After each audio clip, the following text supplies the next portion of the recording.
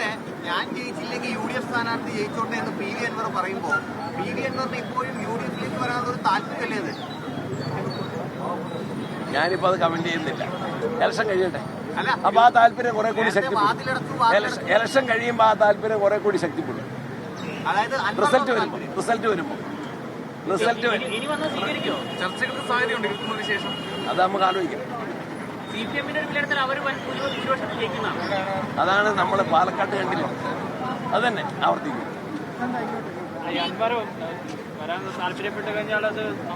ഞാൻ മാത്രമായിട്ടല്ല, നമുക്ക് ആലോചിക്കാം.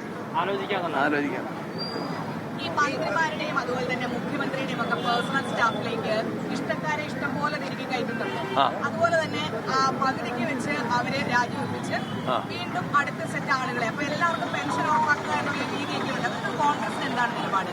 അതിന് ജനവിരുദ്ധ നയമാണ് ഗവൺമെന്റ് സ്വീകരിക്കുന്നത്. ഗോവിന്ദ മാസ്റ്റർ മറുപടി തൃപ്തികരമല്ല. അത് ഗവൺമെന്റ് അക്കാര്യത്തിൽ ഉത്തരവാദി തന്നെയാണ്.